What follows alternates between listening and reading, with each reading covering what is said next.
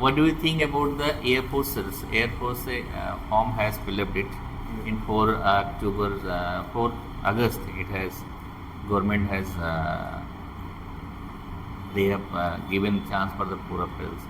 Well, how you will just going to teach the student that there's a number of the student who was Air Force they come.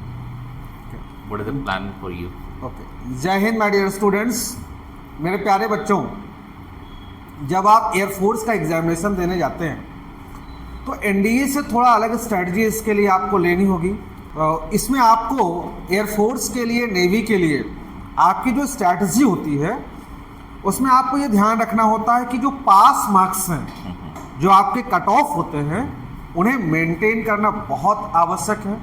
उसके बाद जो आपका strong area हो, either it is physics or maths or English, whatever is suitable for you, you can opt for that and you should do better in that area. But irrespective of this, you will have to do better in all the topics.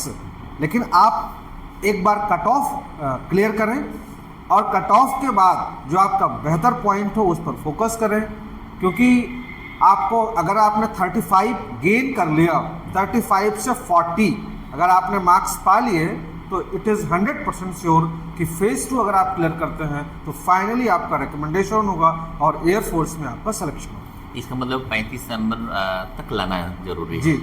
अगर 70 number का सवाल है 125, English में कितना number पाया जा सकता है? जो इंग्लिश ही एक ऐसा सब्जेक्ट है जहाँ पर नंबर उठाया जा सकता है। इंग्लिश ही एक ऐसा पोर्शन है जिसमें आप सबसे बेहतर कर सकते हैं और कम एफर्ट में बेहतर कर सकते हैं। लेकिन इसके लिए ज़रूरी ये होता है कि आप उन चीज़ों पर फोकस करें जहाँ से एग्जामिनेशन में क्वेश्चन आता है। जैसे केवल अगर आपने पार्ट्स ऑफ स्पीच पर फोकस कर लिया तो क्वेश्चन पेपर का एनालिसिस करें, ये देखें कि हमारे एग्जामिनेशन का पैटर्न क्या, उस पैटर्न के अकॉर्डिंग अगर आप पढ़ाई करते हैं तो आप बेहतर मार्क्स पा जाएंगे। जैसे उसमें बहुत सारी चीज़ें हैं जिनमें बच्चा अगर अच्छा करेगा तो अच्छा मार्क्स पा सकता है।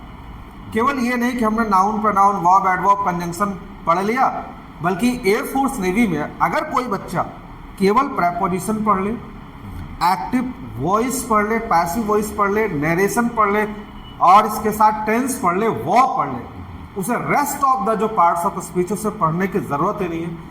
फिर इसके बाद ईडियम पर, स्पेलिंग पर, ये बहुत बड़ा सेगमेंट है जहाँ से एग्जामिनेशन में क्वेश्चन आता है, लेकिन बच्चों को पता ही नहीं होता कि हमें इसकी पढ़ाई भी करनी है। तो बिना प्लानिंग के लोग पढ़ा रहे हैं सर, बिना प्लानिंग पढ़ाएंगे तो उस प्रकार को। थैंक यू सर, बहुत अच्छा लगा।